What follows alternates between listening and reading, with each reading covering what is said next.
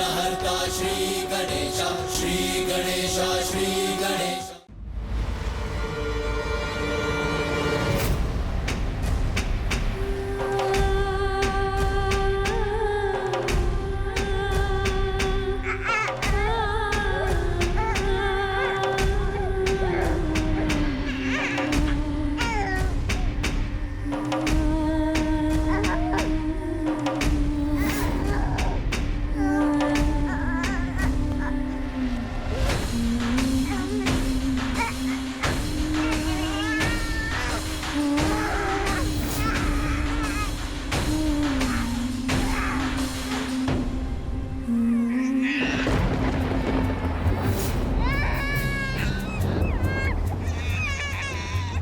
मेरा पुत्र।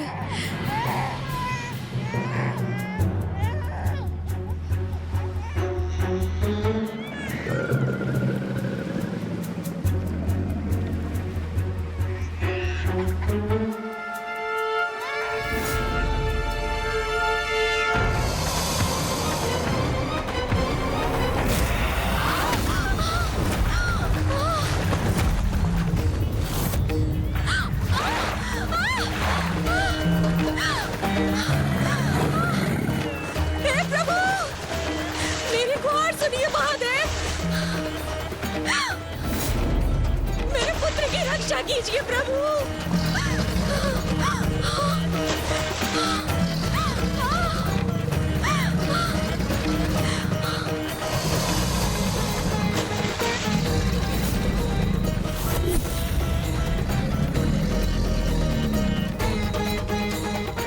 तुम्हें कुछ नहीं होगा पुत्र, भोलेनाथ पर भरोसा रखना।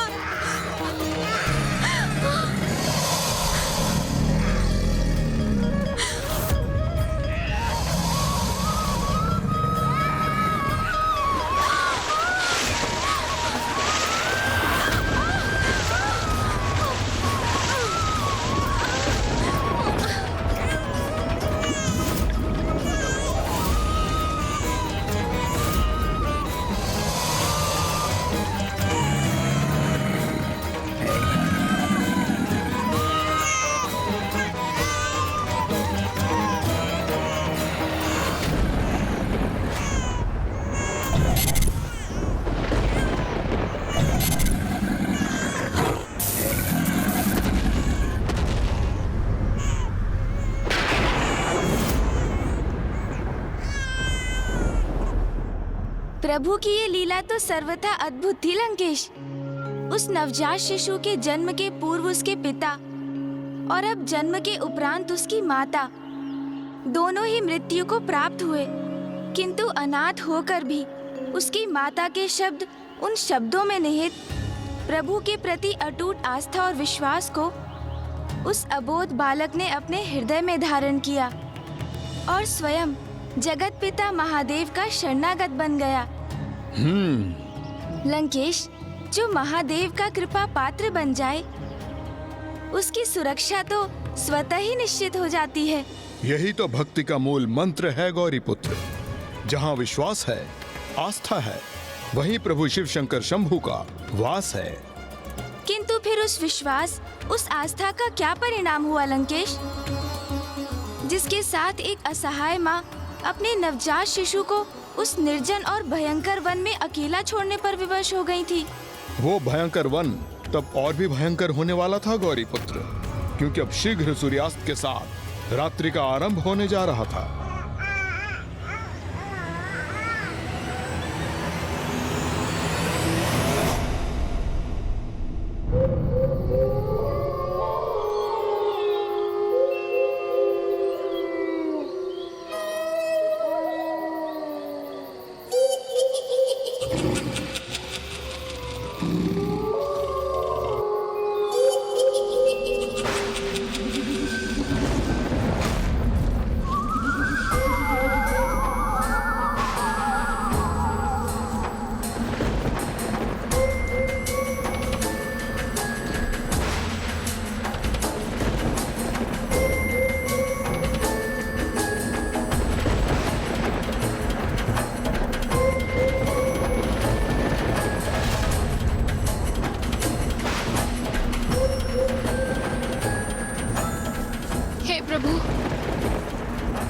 सघन वन में कहाँ अपना मार्ग भूलकर उलझ गई मैं।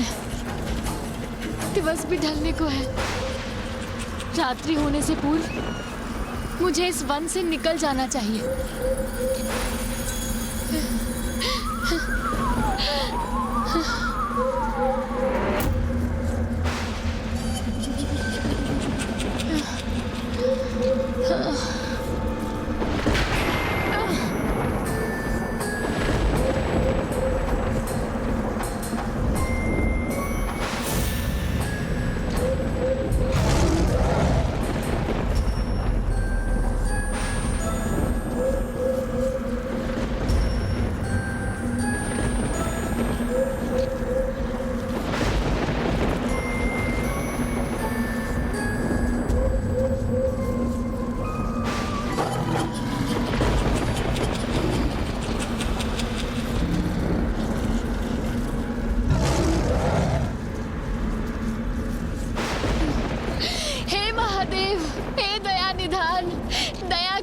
भिक्षुणी पर अभी अंधकार मत होने दीजिए प्रभु।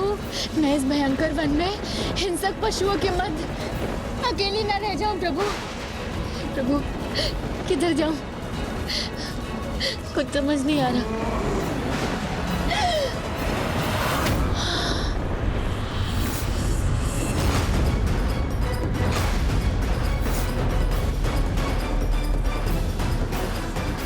कदाचित कोई पशु घात लगाए बैठा है। मुझे मार्ग परिवर्तित करना चाहिए।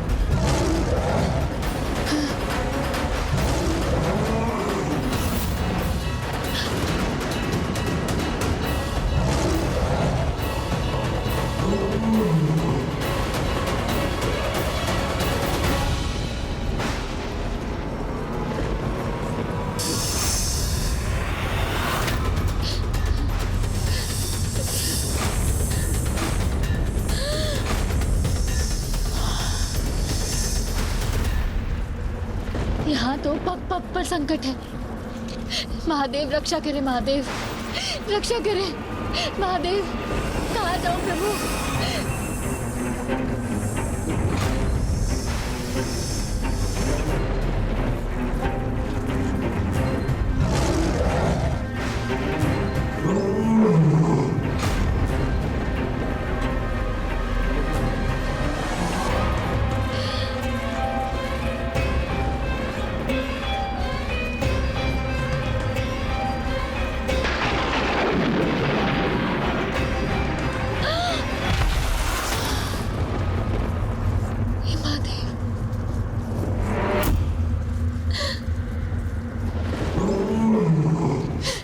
गर्जना,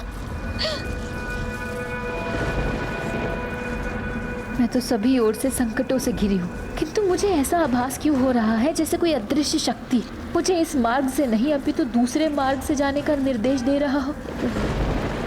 किंतु मैं जाऊं तो जाऊं किस दिशा में।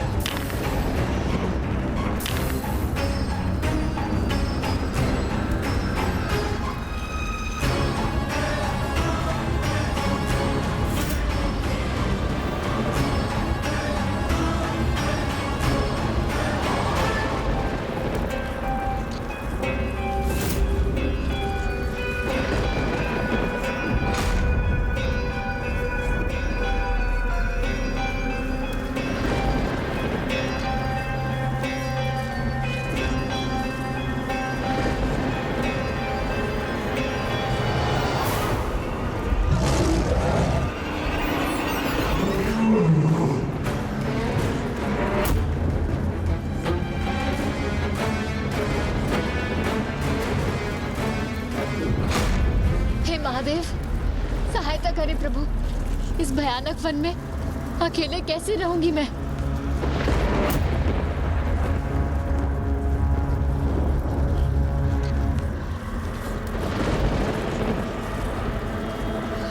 अरे महादेव, हे महादेव रक्षा करे, हे महादेव।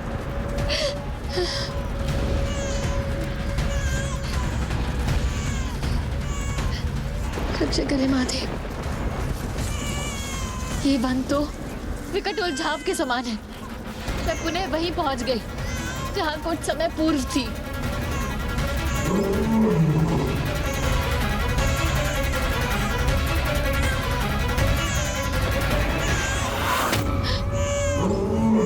हाँ? वन में शिशु?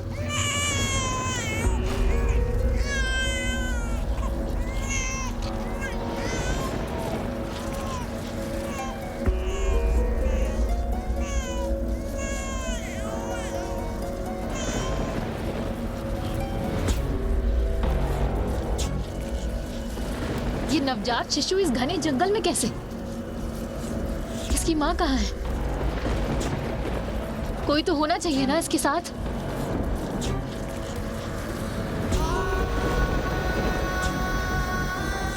यहाँ तो मुझे कोई नहीं दिखाई दे रहा।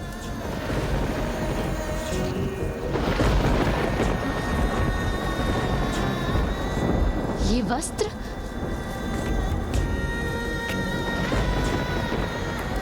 अर्थात अकेला नहीं था ये शिशु। अवश्य इसकी माँ इसके साथ थी, जो अब किसी हिंसक पशु का ग्रास बन चुकी है।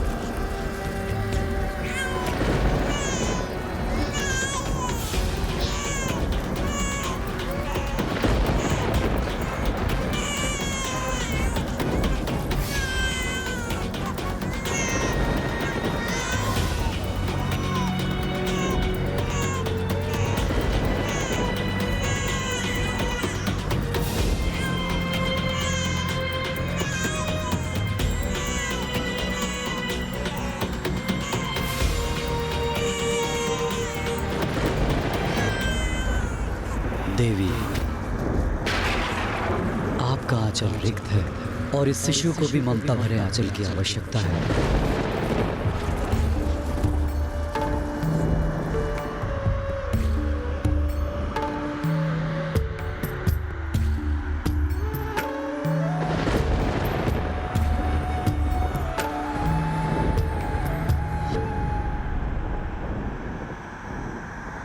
कदाचित नियति भी आप दोनों को एक साथ यहाँ ले आई है।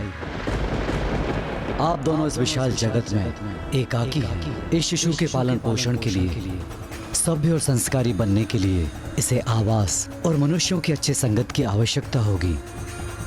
इसलिए आप इस शिशु का पालन पोषण कीजिए, क्योंकि वृद्धावस्था में यह आपकी सेवा करेगा।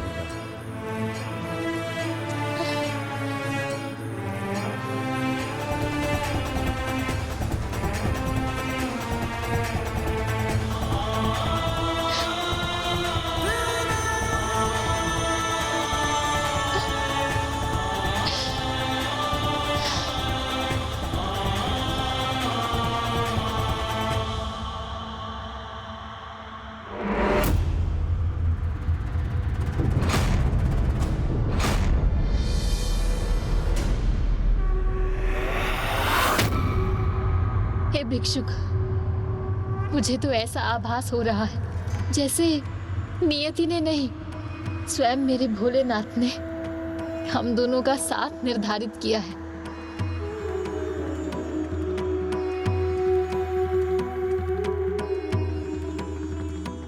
पुत्र, भोलेनाथ ने तुम्हें मुझे सौंपकर मेरा रिक्त आंचल भर दिया। मुझे मेरे जीवन का एक नवीन आधार दे दिया। मुझे ज्ञात है तुम्हें भोजन देने और तुम्हारा पालन पोषण करने हेतु मेरे पास कुछ नहीं, किंतु मुझे मेरे महादेव पर विश्वास है, वही हमारी देख रेख करेंगे।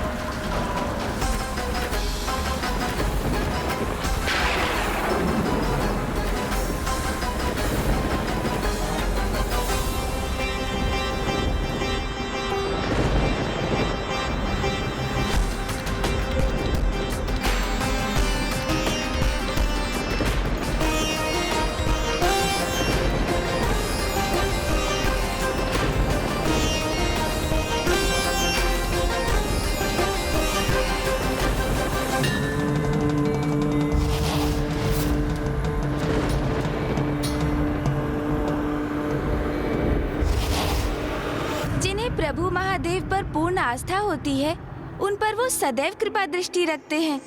ये घटना तो इसका ही एक और उदाहरण थी। आयु में वृद्धि होने के साथ वो बालक प्रभु शिव शंकर शंभू के प्रति अपनी दोनों माताओं का अटूट विश्वास और आस्था आत्मसात करता गया।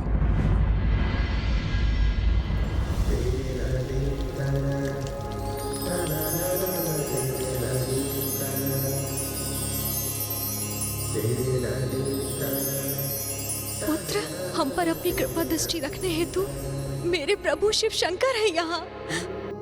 माँ, क्या है प्रभु शिव का परिचय और हमें सदैव उन पर आस्था क्यों रखनी चाहिए?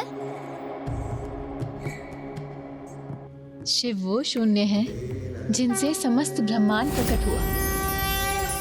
वो अनंत है, सर्वव्यापी है। वही सृजनकर्ता भी है, संहारक भी और विनाशक भी।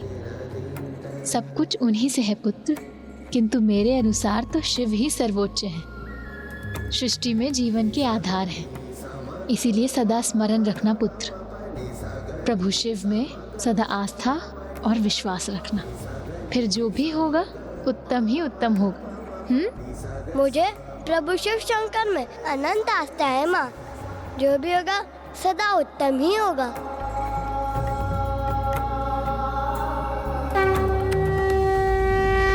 ज्ञान में समृद्ध किंतु धन से दरिद्र होने के कारण भिक्षुणी माता के द्वारा उस बालक का लालन पालन करना कदापि सरल नहीं था। किंतु जब भी वो दोनों ऐसी किसी कठिनाई का सामना करते तो कोई ना कोई चमत्कार उनको उस कठिनाई से मुक्त कर देता। माँ, मुझे भूख लगी है माँ, कुछ खाने को दो ना माँ।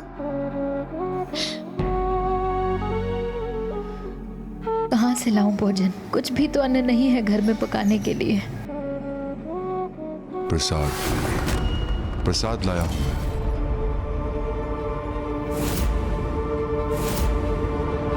कौन?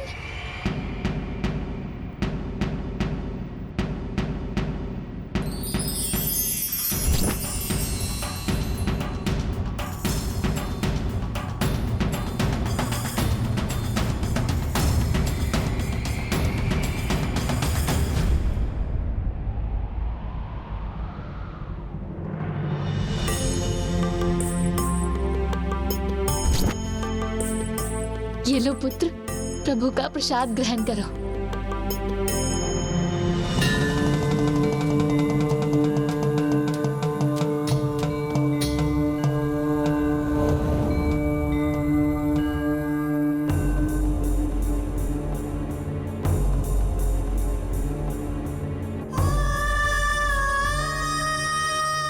कितना तीव्र ज्वर है तुम्हें पुत्र, किंतु तुम्हारी भिक्षुणी माँ के पास इतना भी धन नहीं कि तुम्हें वैद्य के पास ले जा सके।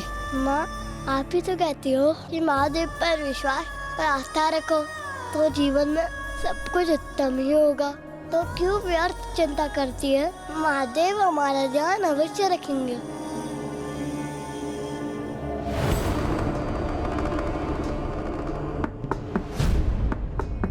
बाहर बहुत वर्षा हो रही है देवी, तो क्या मैं यहाँ आपके द्वार पर इस वर्षा के थमने की प्रतीक्षा कर सकता हूँ? मैं एक वैद्य हूँ, निकट के ग्राम के रुग्ण व्यक्ति का उपचार करने आया था।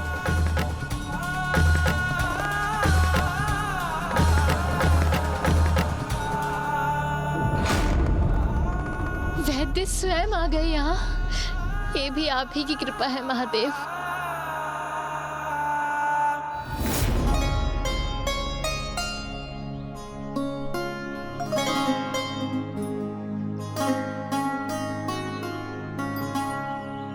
माँ, सभी बालक गुरुकुल जाते हैं, तो मेरा वहाँ जाने का अवसर कब प्राप्त होगा माँ?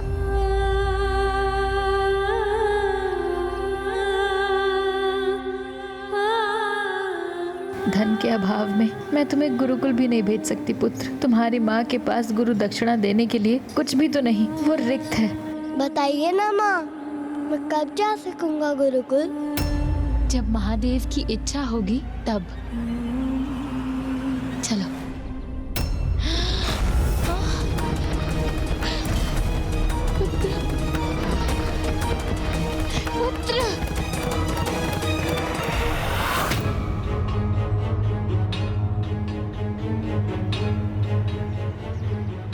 हमें क्षमा करें गुरुवर, हमने आपके अध्ययन अध्यापन में बाधा डाली।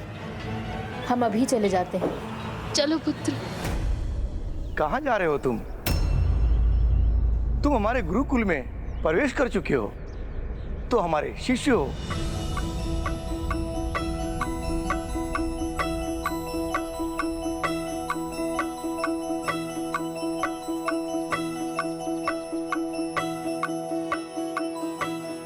प्रणाम गुरुदेव। तुम्हारा नाम क्या है बालक? क्या नाम है तुम्हारा? पुत्र। मेरा नाम तो पुत्र है गुरुदेव। पुत्र? हाँ गुरुदेव, मेरी माँ तो मुझे पुत्र कहकर ही पुकारती है, तो मेरा नाम तो पुत्र हुआ ना। और मेरे सखा मुझे मित्र कह के पुकारते हैं, और आप सभी मुझे सहपाठी कह के पुकार सकते हैं। इसीलिए पुत्र, मित्र, सहपाठी, शिष्य और शिव भक्त, यही मेरा नाम है। जो आपकी इच्छा हो आप उस नाम से पुकार लीजिए। तुम तो सर्वथा विलक्षण हो पुत्र। इसे धर्म के उस रहस्य का ज्ञान है जो तुम्हारी आयु में अन्य सभी से गुप्त रह जाता है। इसलिए समस्त संसार में जो तुम्हारा नाम प्रचलित होगा वो है धर्मगुप्त। आपको कोटि कोटि धन्यवाद गुरुदेव। ये तो मेरा सौभाग्य है कि मुझे मेरा नवीन नाम स्वयं मेरे गुरुदेव ने प्रदान किया।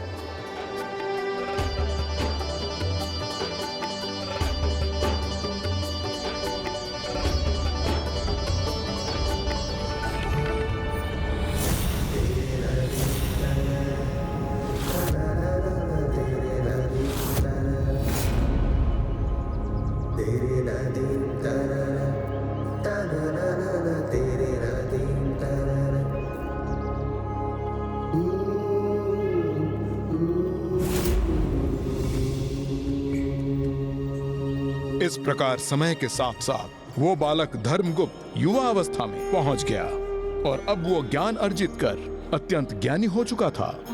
प्रभु शिव शंकर शंभु पर उसकी आस्था और भी दृढ़ हो गई थी।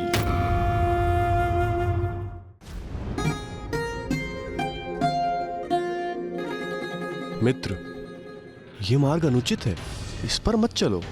ये अनुचित मार्ग नहीं है मित्र, ये तो हमारे गृह के लिए सबसे छोटा रास्ता है। धर्मगुप्त, कदाचित तुम्हें ज्ञात नहीं, इस वन में राज विरोधी सशस्त्र दस्यु समूह घात लगाए हुए रहते हैं, और इसलिए इस मार्ग से जाना तो स्वयं संकट को आमंत्रित करने जैसा है। भानु, इस प्रकार भयभीत होने की आवश्यकता नहीं है। हमें विश्वास के साथ आगे बढ़ना चाहिए। मुझे तो प्रभु शिवशंकर में संपूर्ण विश्वास है, पूर्ण आस्था है। उनकी कृपा से जो भी होगा सर्वथा उत्तम ही होगा। यदि तुम भी उनमें वैसा ही विश्वास रखने में समर्थ हो तो मेरे साथ आओ, अन्यथा मैं अकेला ही आगे बढ़ जाऊंगा।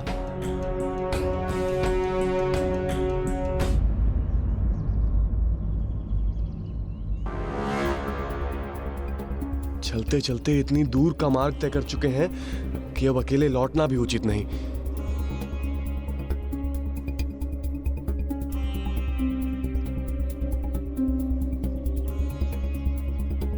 मित्र, अरे किस मूर्ख ने यहाँ इतनी सारी शिलाएं स्थित कर दी? कदाचित उसी ने मित्र, जिसने यहाँ कुछ छिपाने का प्रयास किया है। ध्यान से देखो मित्र भानु,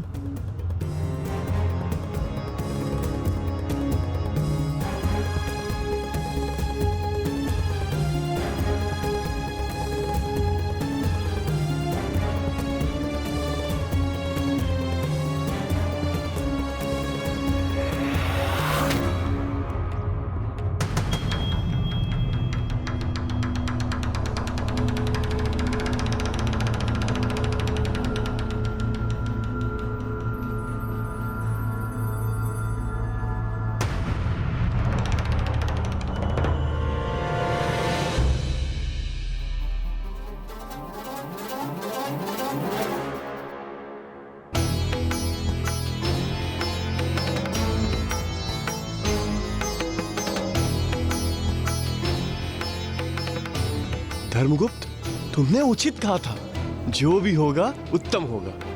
अरे देखो, इतने अधिक धन से तो हमारे जीवन की सारी दरिद्रता नष्ट हो जाएगी। चलो इसे हम दोनों आपस में बांट लें। किंतु क्या यह उचित होगा मित्र? ये तो उन्हीं दस्यु समूह का अनुचित रूप से प्राप्त किया हुआ धन प्रतीत होता है, जो यात्रियों को लूटते हैं। इस धन पर हमारा कोई अधिकार नहीं। पर इन पर तो उनका भी अधिकार नहीं है ना, जिन्होंने इसे यहाँ पे छुपाया है। और अब ये हमें मिला है तो अभी हमारा हो गया। हाँ, इस प्रकार पराये धन से मोह उचित नहीं है मित्र। राज्य में इस प्रकार प्राप्त हुई कोई भी वस्तु अथवा धन पर हमारा नहीं, राजा का अधिकार होता है। अतः हम इस धन का कुछ उपयोग नहीं कर सकते। आओ हम दोनों इस धन को राजकोष में दे दें। किंतु इस प्रकार तो मित्र हमारी शत्रुता उन दस्यु समूहों से हो जाएगी और हमें कुछ प्राप्त भी नहीं होगा। जैसा मैंने पूर्व में भी कहा था,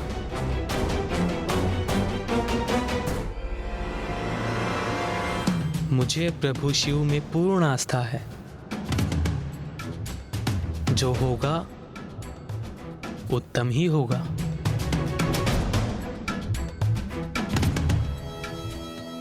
फिर क्या हुआ लंकेश? क्या भानु की स्वीकृति पाकर वो दोनों उस धन को राजा को लौटाने गए?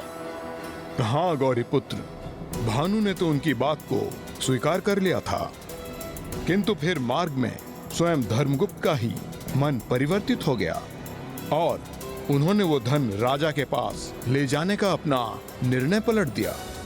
किंतु ऐसा क्यों किया उन्होंने? क्योंकि ये तो उचित नहीं था। गौरी पुत्र, धर्मगुप्त के अनुसार वो जो कर रहे थे वो सर्वथा उचित ही था। मित्र धर्मगुप्त, दस्यु समूह का छिपाया धन प्राप्त करके हमारी शत्रुता तो उनसे हो ही चुकी है, किंतु अब कहीं हम राजा के भी शत्रु न बन बैठे।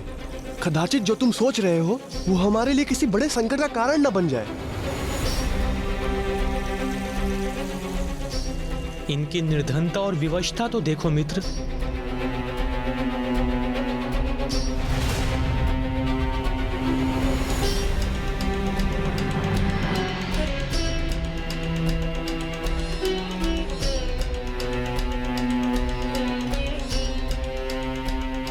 यहाँ अकाल और भूकंपन के प्रकोप के उपरांत इनके लिए कुछ भी शेष नहीं रहा है। तो क्या इस धन से इनकी सहायता कर हम कुछ अनुचित कर रहे हैं? अभी तो तुमने कहा था कि ये धन हमारा नहीं, जो धन राजा का है हम उसे कैसे बांट सकते हैं मित्र? धन का उचित स्थान तो वही होता है जहाँ उसकी आवश्यकता होती है। वैसे भी राजा का धन प्रजा का ही तो होता है।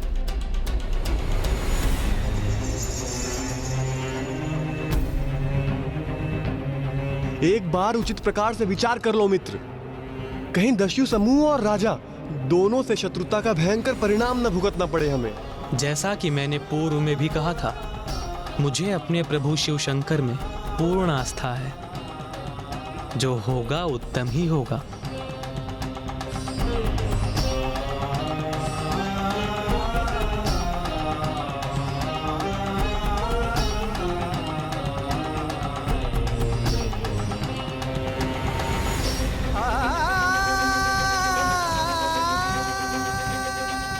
अर्थात लंकेश, धर्मगुप्त उदारता में भी कम नहीं थे।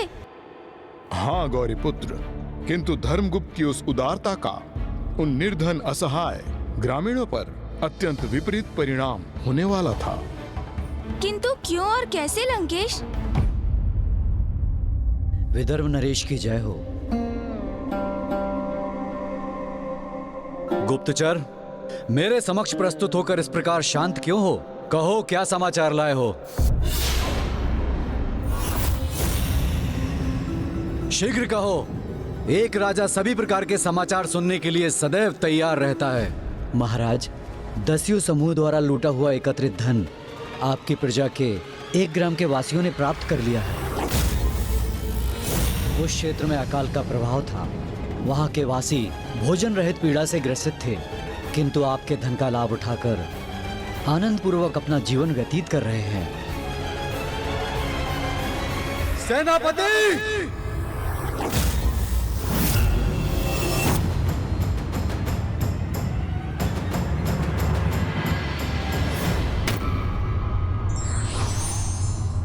जो सच्ची निष्ठा से ईश्वरीय पथ पर होते हैं, उन्हें भगवान सदैव विकट परिस्थिति में भी मार्ग दिखाते रहते हैं।